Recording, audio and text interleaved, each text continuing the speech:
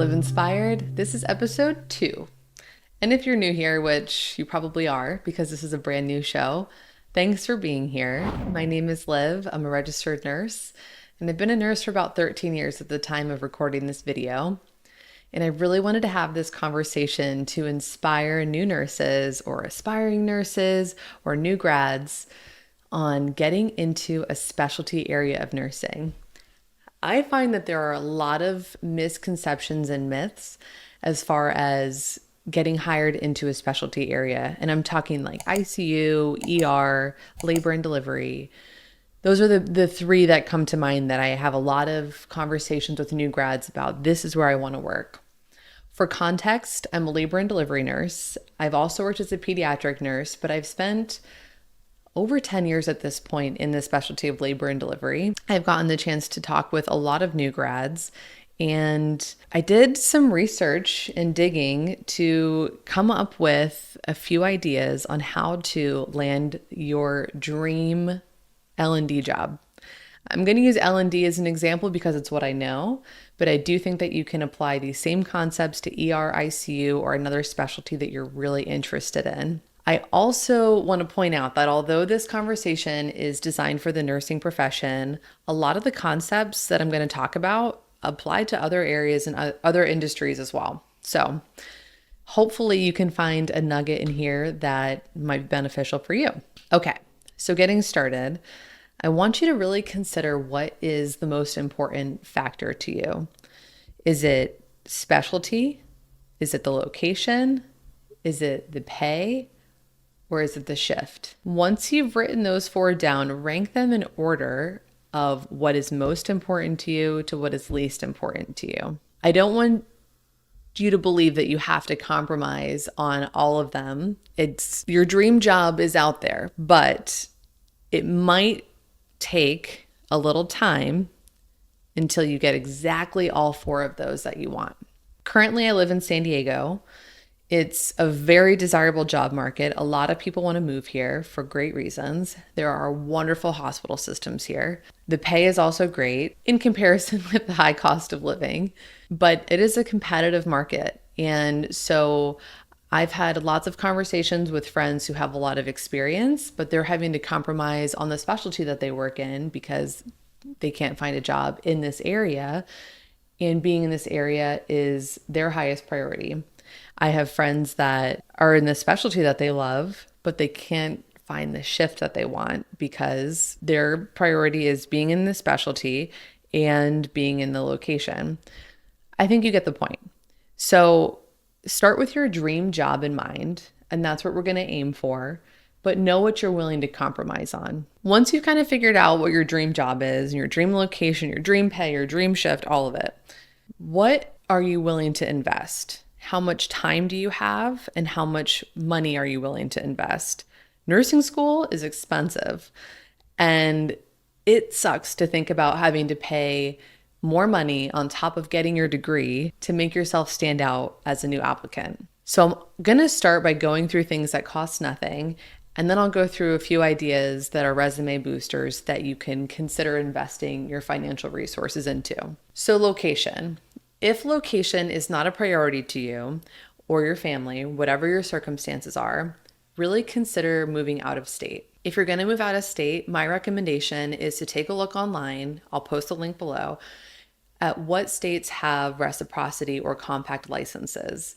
This will be a great thing to have in your back pocket, especially if you're considering becoming a travel nurse in the future.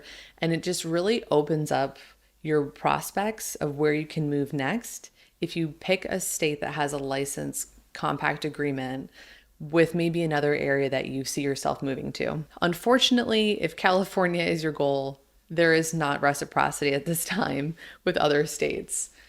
That being said, though, I have talked to friends that live in other areas of the state, and they are absolutely hiring new grads because maybe it's just not as desirable of a location.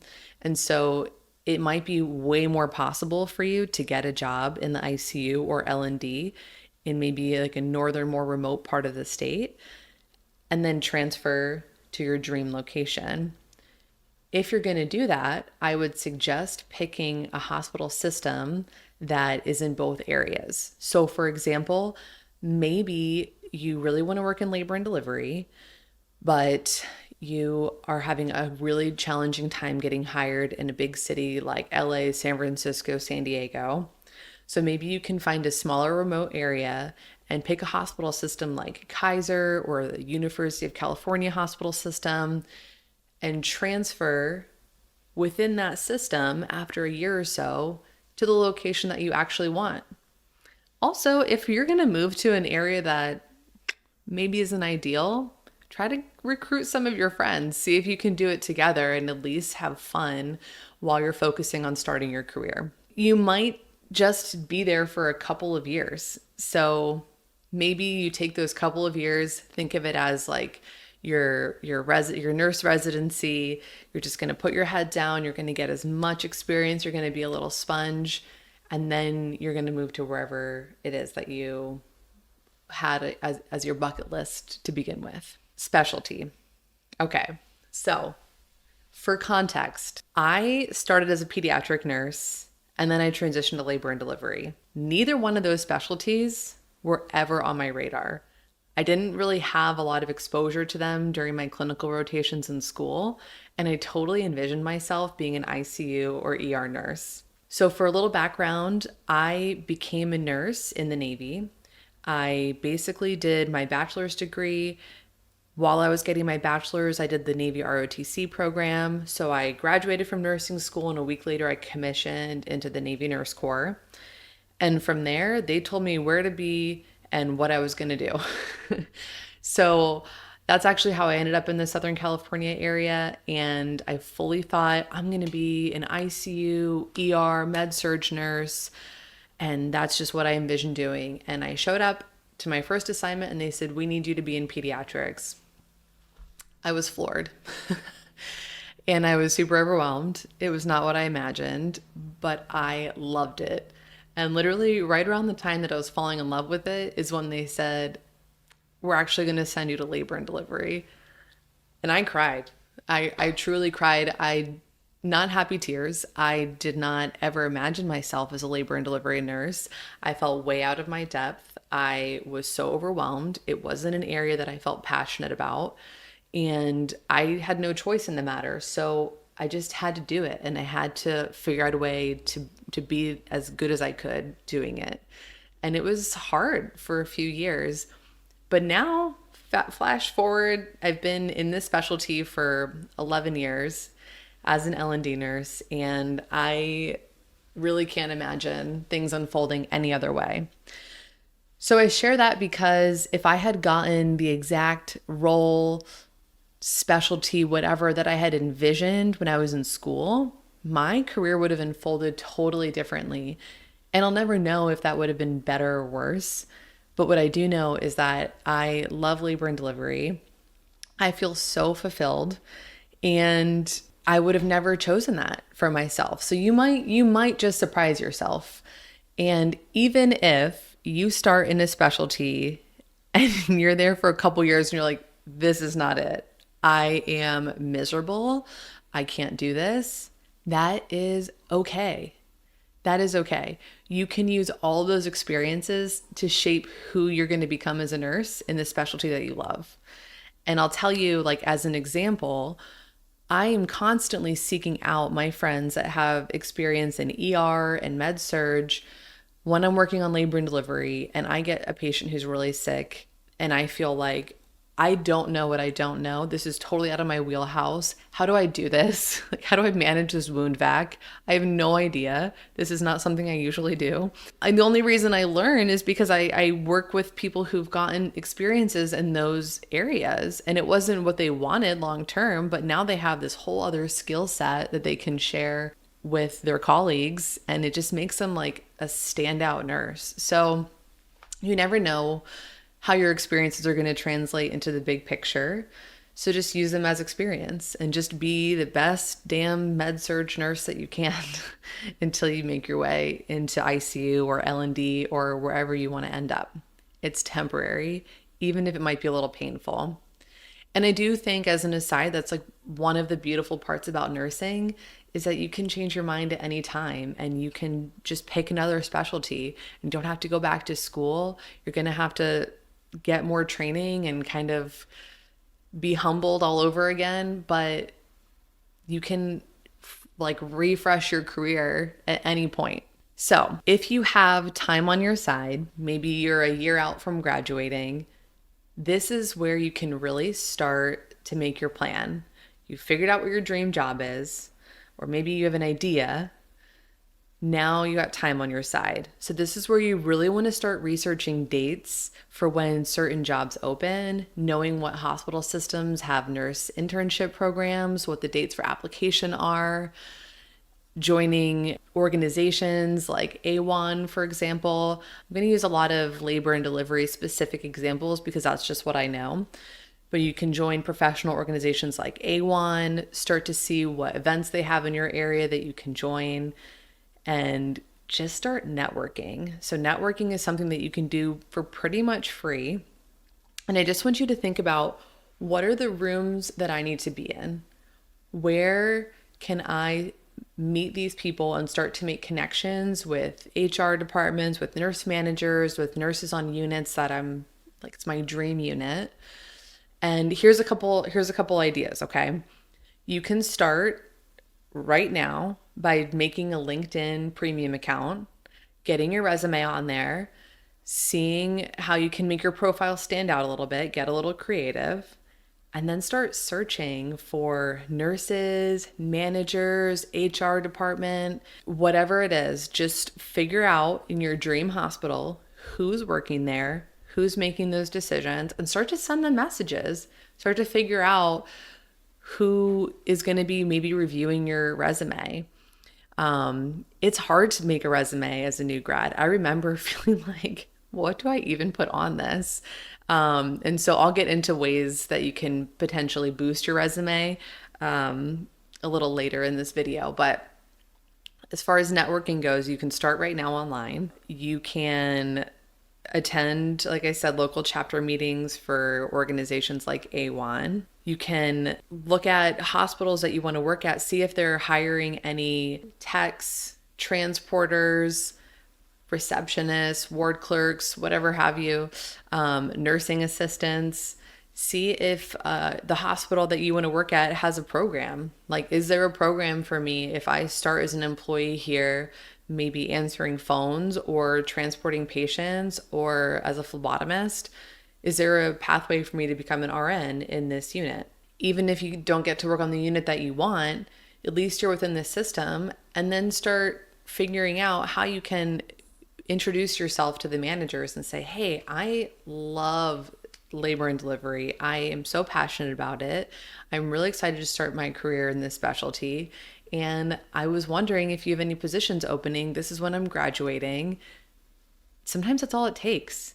They just need to know your name, know your face, and get an idea of who you are and how passionate you are about this area. I talked to a friend whose dream was to become a trauma nurse. And she applied and she didn't get selected. And so she went on LinkedIn, she did a search, she sent a message and said, I applied for this position, I didn't get selected. What can I do to make me a viable candidate? And that message alone was what stood out. And they said this, and she got the job. So you can't discount just sometimes asking, sometimes sending the message. Okay, resume builders. So if you have the financial means right now to invest a little bit more into your education and your preparation, I would start looking at, in your area, what are some courses that you can take that have no prerequisites. They don't require you to be an RN to take them, that can start to build your resume and show your interest in this specialty. So using, again, labor and delivery as an example, you can look for fetal monitoring classes. Sometimes you can even find them online. NRP. I happen to be a neonatal resuscitation program instructor myself. I always have new grads or nursing students in my class, which is really what inspired this video, because I have this conversation all the time and I just feel their passion and I really want to help them holistically get the job that they want. So this is for you, but NRP, ACLS, BLS, Advanced Life Support Obstetrics, these classes add up. They can be expensive. It's an investment. A lot of them are certifications that you're already going to need to apply for the job. And so having those ahead of time can really set you out from other candidates that are just interested in labor and delivery, because your manager will look at that and say, well, they invested in getting all the certifications that are a requirement of the job. So that shows a lot of initiative and that they are willing to work hard and do things that weren't even asked of them before they were asked. Outside of certifications, you can look at maybe becoming a doula, getting experience hands-on attending births. You can take courses like in California, there's the maternal newborn nursing care course that I've talked to some people who've taken that really just boosts your information and your preparation in becoming a labor and delivery nurse. Bundle birth for labor and delivery nurses. I'm a huge fan of Sarah Levon's work, and that is a great opportunity to get experience and mentorship from other nurses. And then consider who are the other people that are taking these classes. Probably midwives, labor and delivery nurses, and they're working in the units that your dream is to be a part of. So not only can you gain experience from doing these courses, but you can gain so much networking, and that's huge. So if you have the financial resources to invest in taking some classes ahead of time, highly recommend that you do so. Transition to practice. Again, maybe you had to start on a unit that you didn't intend. Maybe you surprised yourself and you actually love it and you're going to stay there. But when you're choosing a hospital, ask them, what kind of transition to practice pipelines do you have? I would love to get this foundation of Med-Surg. Thank you for the opportunity. And if I want to stay working for this amazing hospital system, is there an opportunity for me to do a transition to practice to labor and delivery? If not, maybe you want to look at another hospital that has a Med-Surg job that you think you can get, and they have a pipeline to labor and delivery. I would say keep your big dreams close to your chest. So if your goal is to be a midwife or a CRNA, absolutely go for that. But maybe don't lead with that, because you have to consider what a hiring manager is looking for. And it's not somebody who's just going to get experience and then bounce because they don't even want to be doing this job for very long. You need to demonstrate that you are here for the long game, that you want to be a part of this system because they have a wonderful reputation and you want longevity in your career with this system and this unit. And if they invest in you to train you as a new grad or a new nurse, then they're going to have you for the long haul. So I want you to definitely feel empowered to go for your big dreams if that's what you want to do, but maybe don't bring those up in your interview. If you do get hired onto a unit that wasn't your first pick, ask if whenever you have downtime, if the unit is slow, if you can go shadow the other unit. Just say, hey, if things are slow, do you mind if I pop down to the ER for a little bit and ask them if I can get some more experience doing blood draws or IVs? Or would you mind if I asked on labor and delivery if I can shadow them or help? And maybe I can become a nurse that floats to that unit when they are really busy. Again, it's just opportunities for you to get your foot in the door, for the staff to really get to know you, and for the manager to say, oh, I remember that nurse. They really showed initiative. They were down here learning, asking if they could do more IVs. That's pretty awesome. I would definitely like to pick them to come to our unit next. The bottom line is, let every experience shape you, okay? Not getting the job that you want might be the perfect redirection into something you never even considered that you would love. Bloom where you're planted. You can learn as much from the leaders and the units that you don't like as you can from the ones that you do. and play the long game. If you have any questions, please feel free to leave me a comment. I'm going to leave links in the description below for different programs that I might have mentioned or different ideas. So you should please check them out. I wish you all the best on your journey, and thank you for stopping by. Hit the like button if you found this helpful, subscribe, follow along as I myself journey into something new, and I hope to create more content for you that is inspiring, that is fun, that is uplifting, and thank you for being here today. Best of luck.